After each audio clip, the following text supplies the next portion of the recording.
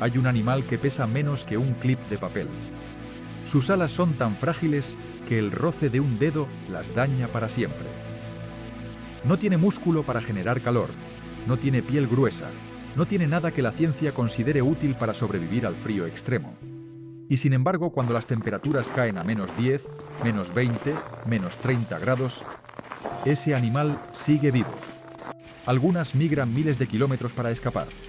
Otras se quedan y se congelan, completamente, sin latido, sin respiración, duras como una piedra. Y cuando llega la primavera, despiertan, sacuden las alas y vuelan. Esto no es metáfora, es biología real, documentada y todavía no comprendida del todo. Hoy vamos a seguir a las mariposas al invierno más brutal. Y al final, la pregunta no va a ser si esto es posible. La pregunta va a ser, ¿qué más sabe la naturaleza que nosotros todavía no aprendimos? El animal más frágil, que hace el viaje más largo. La mariposa monarca pesa menos de medio gramo, menos que una hoja seca. Y aún así, cada otoño hace algo que debería ser imposible para un animal de ese tamaño. Vuela 4.000 kilómetros. El 95% de la población norteamericana migra desde Canadá y Estados Unidos hasta los bosques de Oyamel en el centro de México para pasar los meses más fríos. Millones de ellas moviéndose juntas, siguiendo una ruta que ninguna recorrió antes. Porque la generación que hace el viaje nunca estuvo en México. Sus padres murieron antes de que nacieran. Y sin embargo llegan, al mismo bosque, al mismo árbol. Los científicos encontraron parte de la respuesta en las antenas, que funcionan como brújulas solares. Pero eso explica el mecanismo, no el destino. Nadie sabe completamente cómo un insecto con cerebro del tamaño de un grano de arena lleva grabada la ubicación exacta de un bosque que nunca visitó. Un animal sin memoria llega al lugar exacto al que nunca fue. Eso no es instinto. Eso es algo para lo que todavía no tenemos nombre. Michoacán, México. El santuario que el mundo casi perdió. En las montañas de Michoacán, a más de 3.000 metros de altura, existe un bosque que la ciencia occidental no encontró hasta 1975. Los pueblos indígenas de la región lo conocían desde siempre. Llamaban a las mariposas las almas de los muertos que regresan, porque llegaban justo en los días del Día de Muertos. Lo que el biólogo canadiense Fred Urquhart encontró ese año lo dejó sin palabras. Millones de monarcas colgadas de cada rama, cubriendo cada tronco, tan densas que los árboles se doblaban bajo su peso. Pero ese equilibrio es frágil. Las bajas temperaturas del invierno favorecen a las monarcas porque el frío retrasa su maduración sexual. Necesitan el frío justo para conservar energía. Pero cuando es demasiado fuerte, las mata. En una nevada reciente, miles de ellas aparecieron muertas y congeladas en el suelo, en un área equivalente a 2.650 canchas de tenis destruidas. Y el calentamiento global está alterando ese equilibrio. Los bosques de Oyamel retroceden hacia altitudes más altas. El espacio se achica y millones de mariposas siguen llegando cada año al mismo punto, sin saber que el lugar que las espera está desapareciendo. Viajan 4.000 kilómetros para llegar a un hogar que se está encogiendo, y no tienen forma de saberlo. El misterio de las mariposas, que no huyen del frío. No todas las mariposas huyen del invierno. Algunas se quedan, y hacen algo que desafía todo lo que sabemos sobre la vida a temperaturas bajo cero. Se congelan, completamente, sin latido, sin respiración, duras como una piedra. Y en primavera despiertan. El secreto está en la química. Durante el otoño, estos insectos producen glicerol, una sustancia que se acumula en su sangre y actúa como anticongelante natural.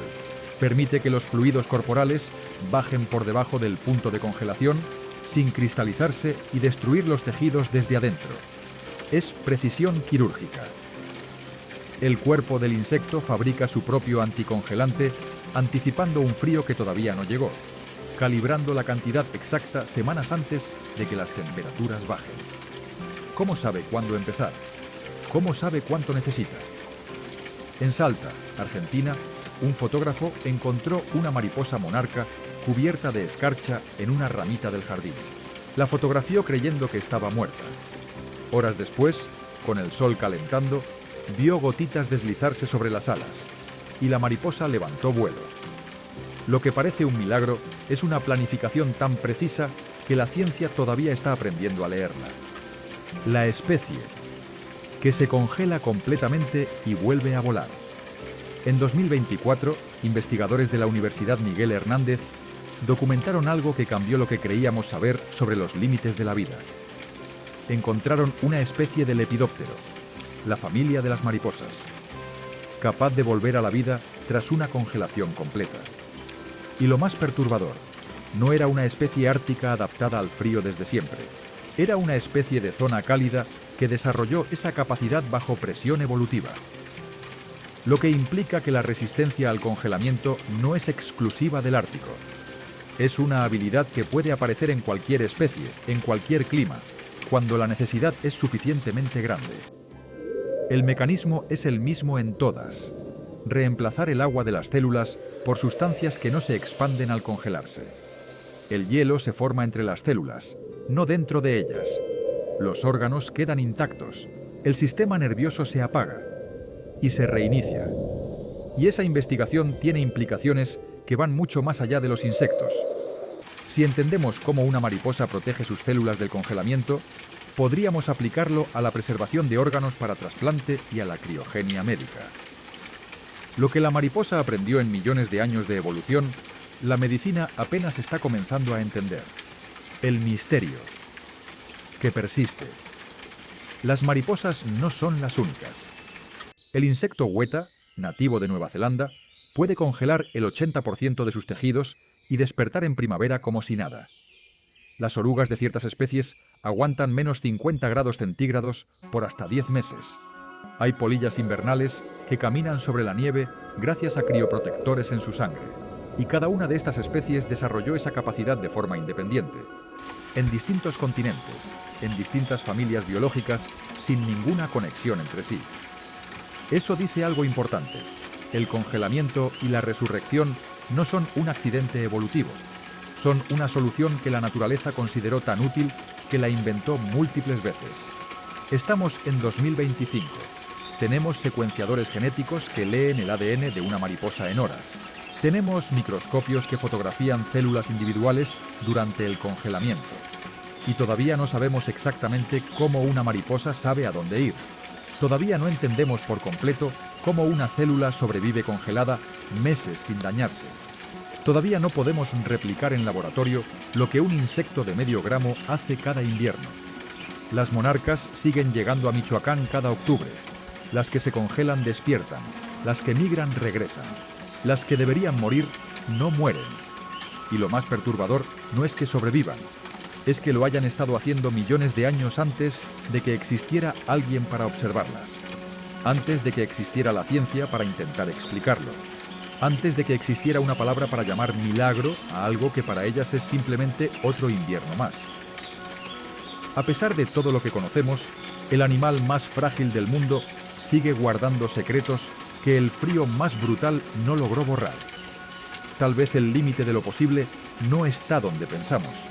Tal vez está mucho más lejos. Y tal vez una mariposa congelada, sacudiendo las alas en una mañana de primavera, es la prueba más simple de eso.